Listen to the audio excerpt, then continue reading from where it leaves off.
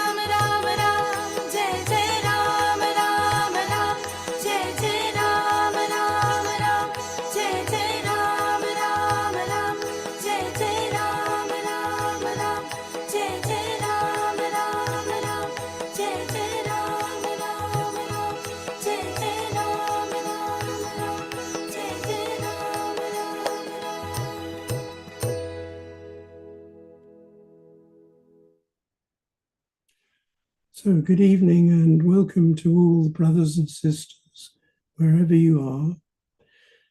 Tonight's theme is praising the goddess. And I'd like, first of all, just to invite all of us just to raise the Kundalini and then put on a bandhan.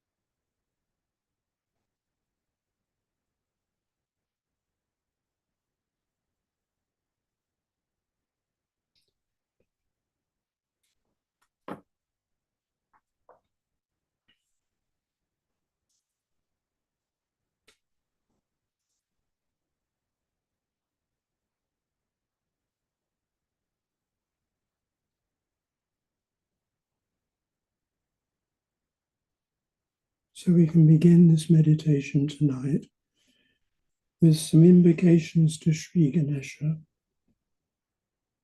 who protocol dictates we have to worship first. So we begin by saying, "You are the one to be worshipped first. You are the word that was in the beginning. You are the Omkara, and you are the source of life. You are the source of security. You are worshipped with red flowers. You are adored by yogis and yoginis. You are the support of the root and the support of the fruit. You are auspiciousness and the bestower of auspiciousness. You are wisdom and the bestower of wisdom. You are innocence and the bestower of innocence. You make holy what evil had soiled. You build anew what was destroyed. You resurrect the innocence that was lost. You are the Lord of chastity. You are the bestower of the inner paradise, and you are the refuge of all. You have compassion for your devotees, and you are the giver of satisfaction and fulfillment. You are the beloved son of Sri Mahagauri. You are the greatest pupil of Sri Mahasaraswati. You are the guardian of Sri Mahalakshmi. You are listened to by Sri Adi Kundalini. You are manifested in the foreheads of Sri Brahmadeva, and you are the foremost disciple of Sri Shiva.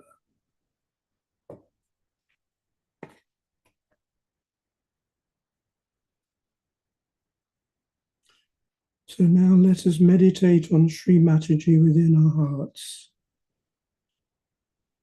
And so begins the prayer. O Mother, please come in my heart.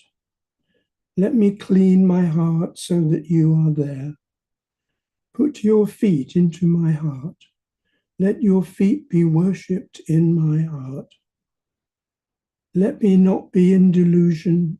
Take me away from illusions and keep me in reality. Take away the sheen of superficiality.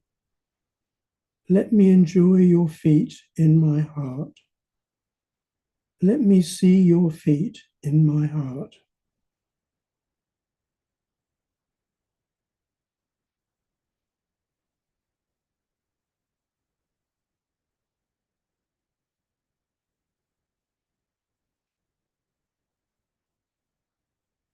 So to begin, we can watch a video of Sri Mataji talking about the auras of the heart.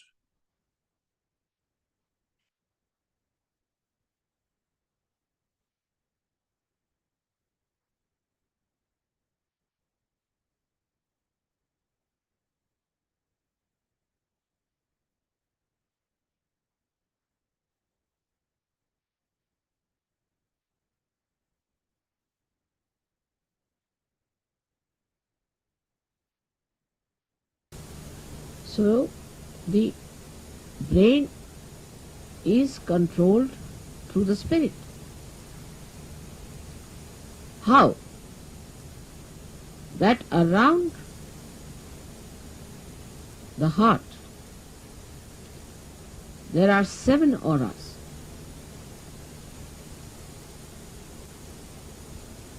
Which can be multiplied into any number. 7 raised to power 1600, which are the ones which watch the 7 chakras raised to power 1600. 16,000, sorry. Now this spirit is watching through this aura. Watching, I am again saying watching. Through this aura, can you sit down?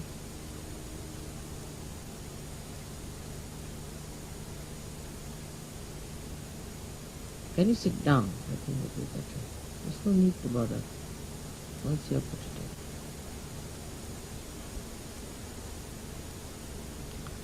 This aura is watching the behavior of your 7 centers in your brain. Is also watching all the nerves that are working in the brain. Watching again. But when you bring the spirit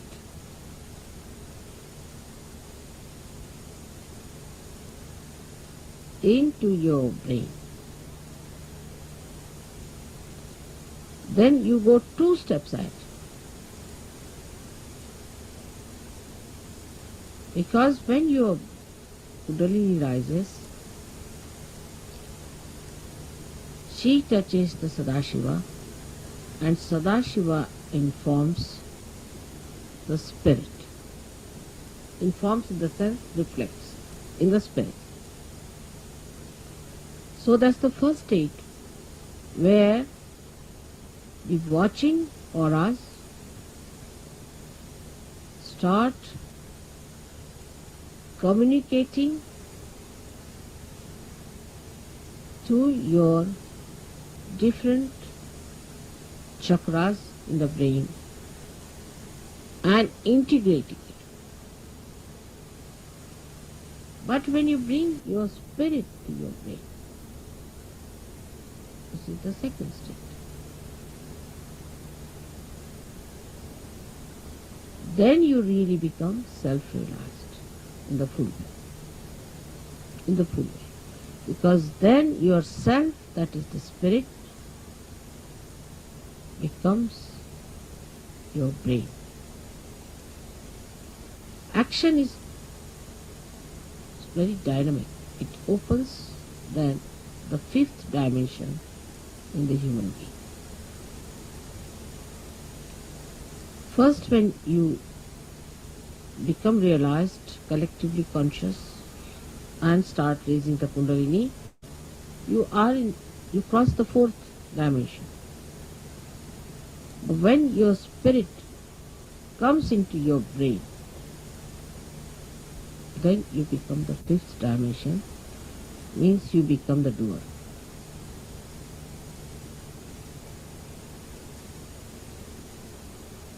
Our brain now, for example, says, all right, lift this thing up.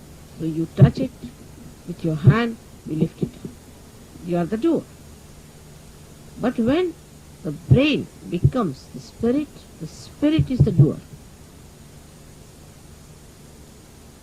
And when spirit is the doer,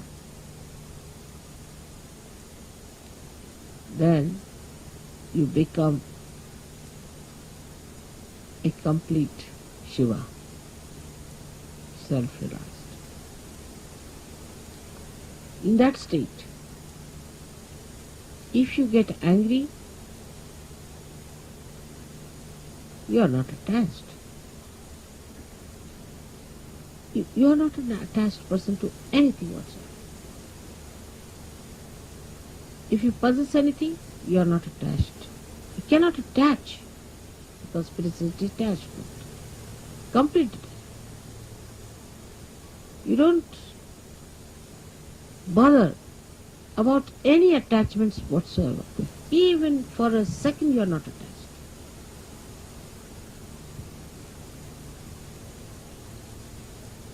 Now, I would say, to understand the detachment of spirit, we should study ourselves very well, clearly. How are we attached? We are attached, firstly, by our brain. Mostly by our brain. Because all our conditionings are in our brain, and all our ego is also in our brain.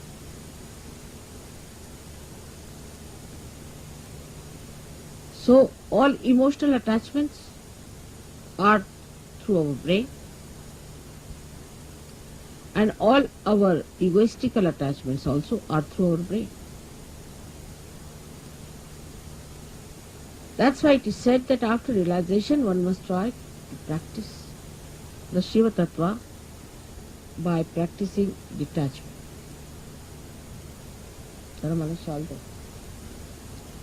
तसं शिवाची पण थंड असणार त्याला. Now, how do you practice this detachment?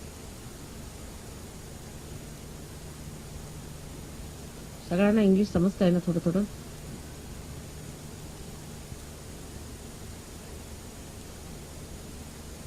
In the practice of Sahaja Yoga, you have to rise higher. You have to improve your own instrument and not the instrument of others. This is one thing I should do. For definite. Now you just watch your attention very simply. Watch it. As soon as you start watching yourself, your attention, you will become more identified with your spirit. Because if you have to watch your attention, you have to be your spirit. Otherwise, how will you watch? So now see, where is your attention going? First, the attachment is in all gross ways to your body. So we see Shiva, there is no attachment to him. He sleeps anywhere. He goes to the cemeteries and he sleeps there. Because he's not attached, he can never be caught up by any boots or anything, nothing of the kind. He's detached.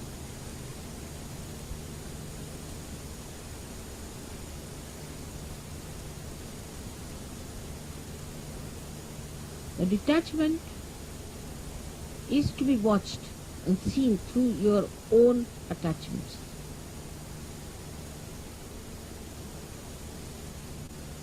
Now, because you are realized souls, not yet, the spirit has not come into your brain, of course, but still you are realized souls. So what you can do is at least to watch your attention as I do. You can watch your attention very clear by seeing where your attention is going. And then controlling your attention also is very simple. Control your attention. You have to just remove your attention from this to that. Try to change your priority. All this has to be done now, after realization is complete.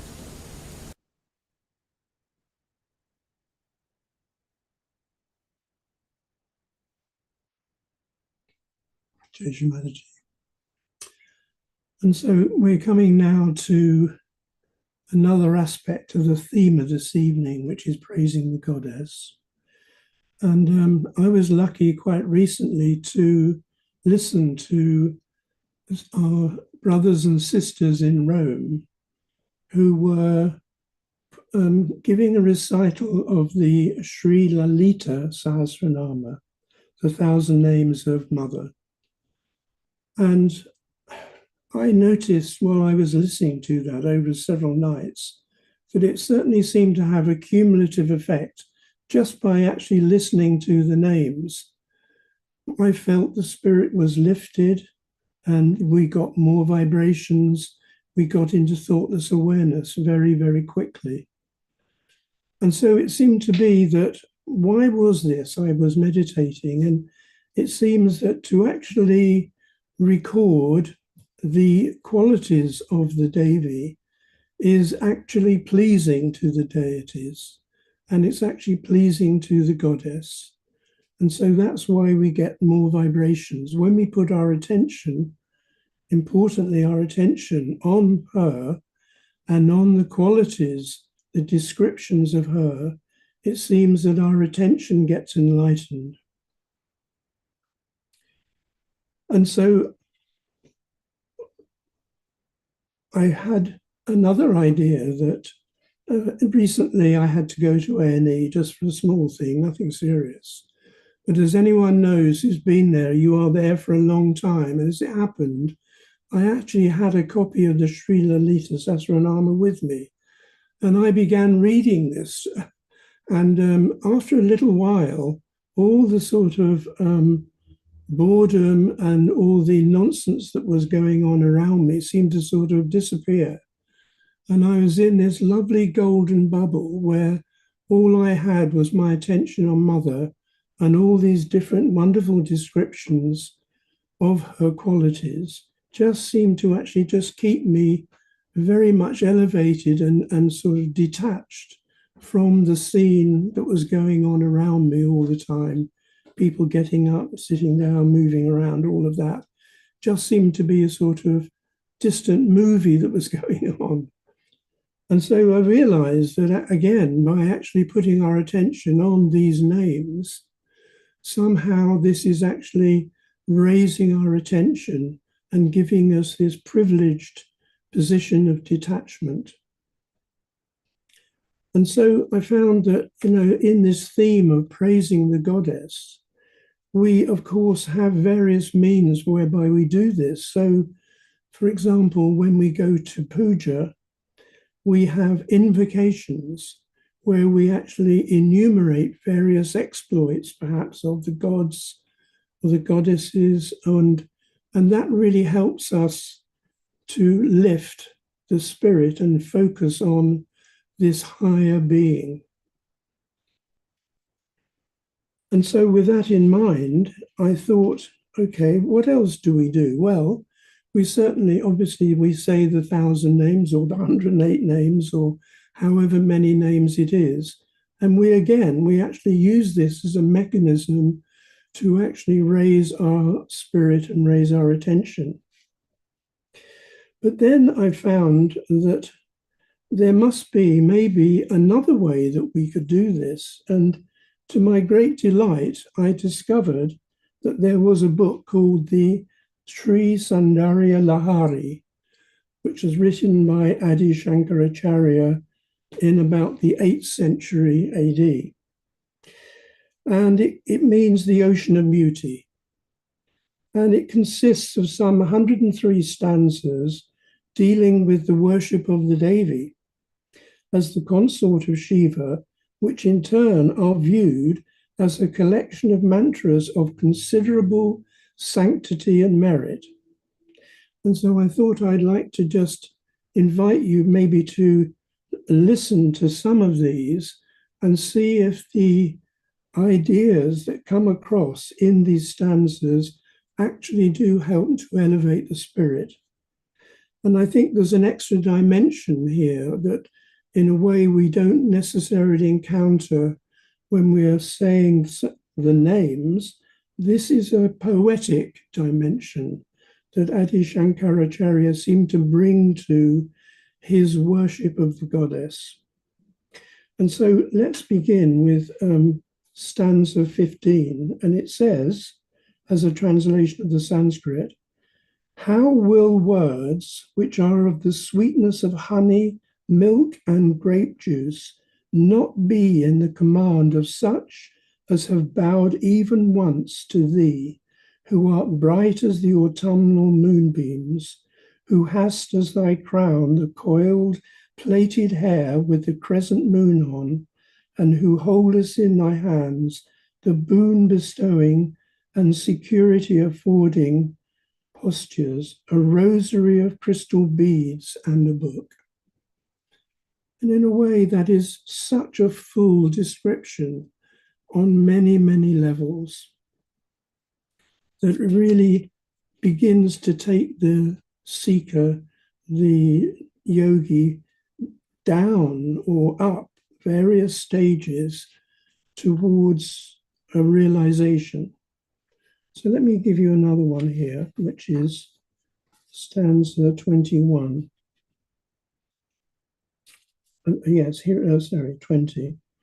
He who contemplates thee in his heart, who diffuses nectar in the form beams from thy limbs as an image carved out of the moonstone, quells the pride of serpents like the king of birds, and cures those afflicted with fever with a look resembling the nectar-showering nadi. And there's a lovely little commentaries that actually accompany these stanzas. And in this case, it says, quells the pride of serpents. At the very sight of the votary, serpents are said to seek safe places of retreat, as in virtue of the power acquired by him from meditation on the Devi, he appears to their eyes as a Garut Mat, the king of birds, and the traditional vanquisher of serpents. And that's another lovely little, some of these commentaries are very beautiful as well. So here's another one that's coming up. This is stanza 25. O spouse of Shiva, the homage rendered to thy feet becomes by itself the homage rendered to the three gods born of thy three gunas. It is therefore meet that these gods ever stand by the jeweled seat on which thy feet rest, with their folded hands adorning their crowns.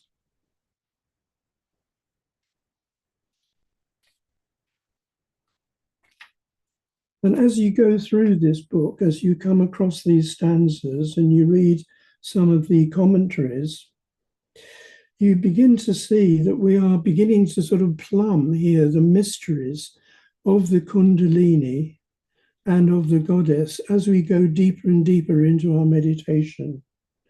And here, for example, is quite a lengthy commentary, but one that actually I find particularly satisfying and beautiful.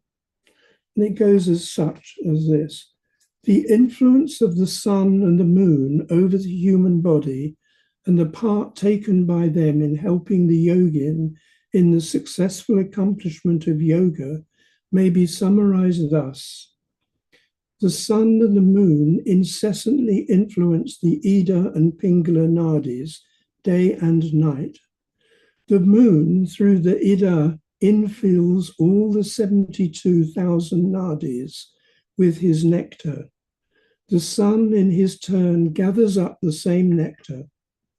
As and when the sun and the moon have their conjunction in the Adhara chakra, there is the new moon, during which the Kundalini has its sleep in the hollow of the Muladhara, wherein is gathered the nectar flowing out of the lunar disk, melted in the presence of the rays of the sun.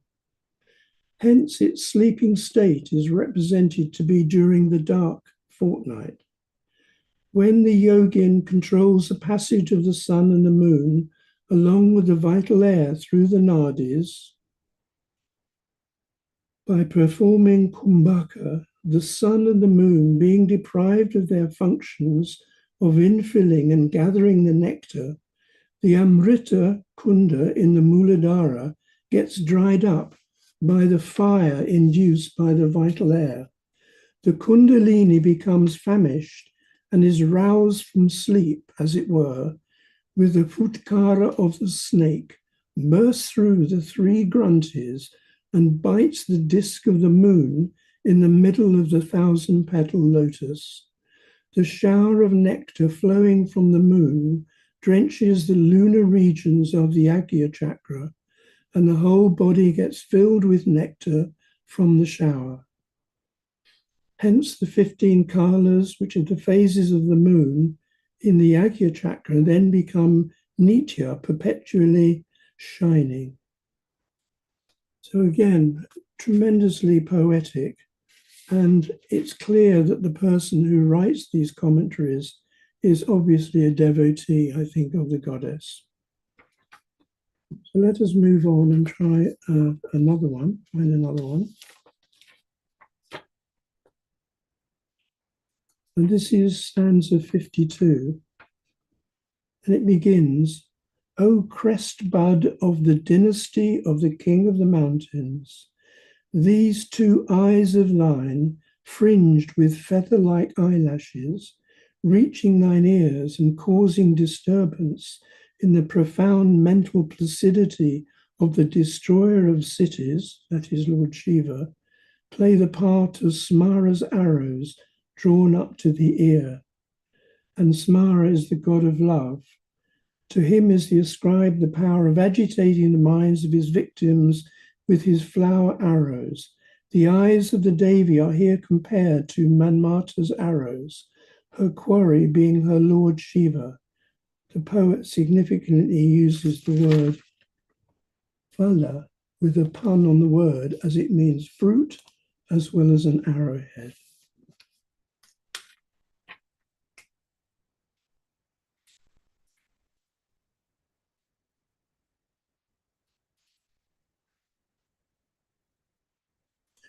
And here's stanza 55. Again, I'm trying to appreciate the poetry of it. It's such an all-encompassing vision of the goddess. O daughter of the king of the mountains, the sages say that the world has its dissolution and genesis with the closing and opening of thine eyes. Methinks thine eyes are bereft of winking with a view to save from dissolution this entire universe, which had its origin in the opening of thine eyes.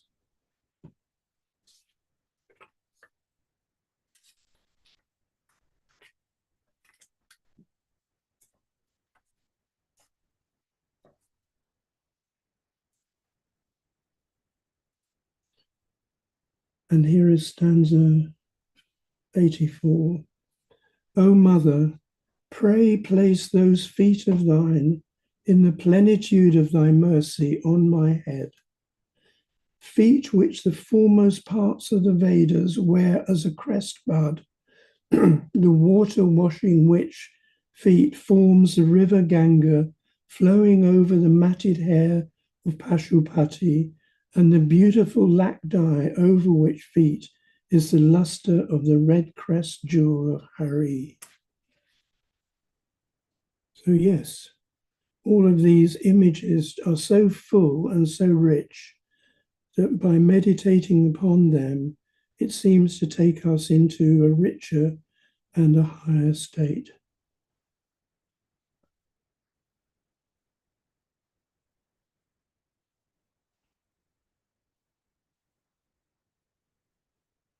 So let's just meditate for a couple of minutes now.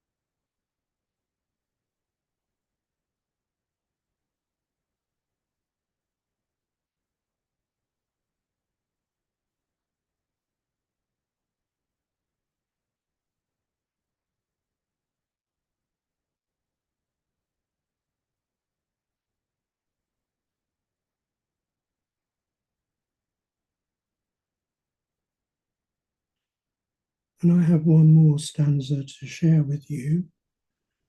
And this begins, may my soul attain the quality of a 6-footed bee with the 6 senses as its feet, by immersing in this thy foot, which is ever giving to the helpless wealth in proportion to their desire, scattering abundant honey in the form of a flood of beauty, and which is auspicious as a cluster of mandara flowers.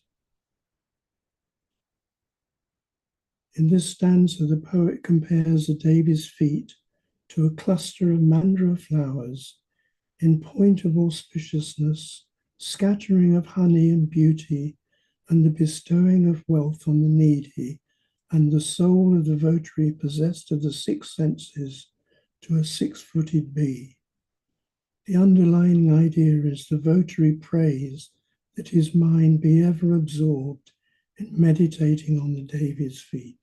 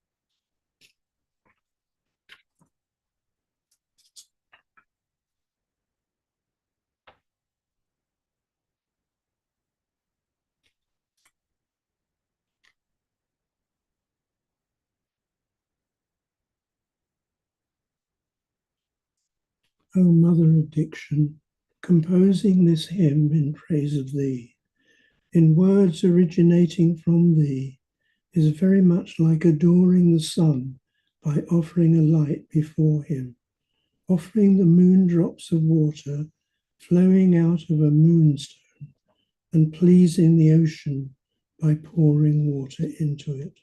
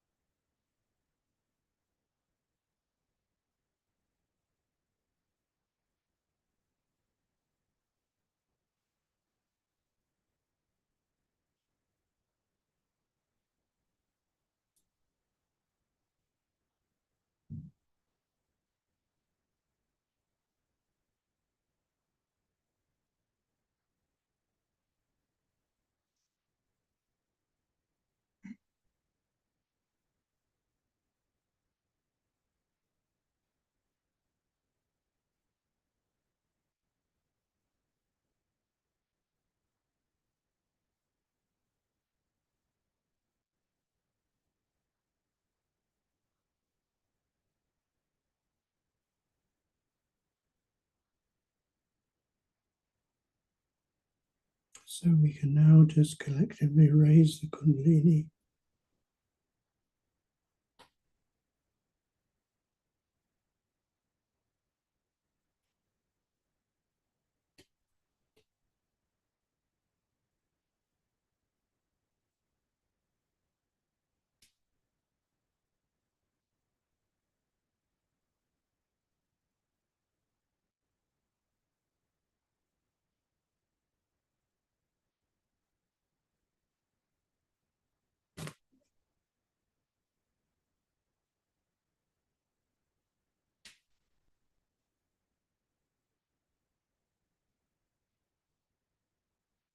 and put on the bandana.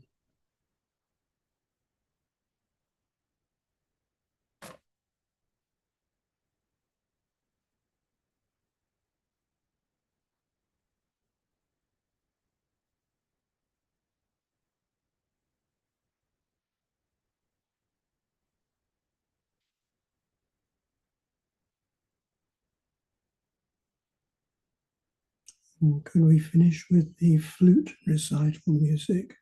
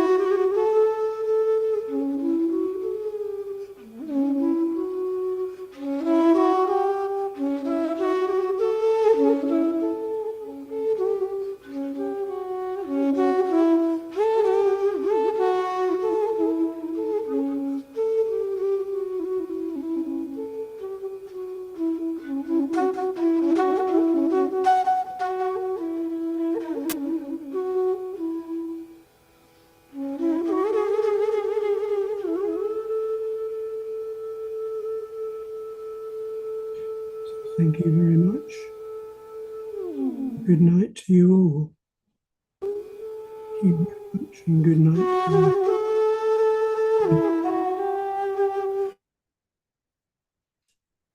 Thank you for being with us. I enjoyed it myself. I hope you did too. And we'll meet again, I hope, very soon. Jai Shri Mataji.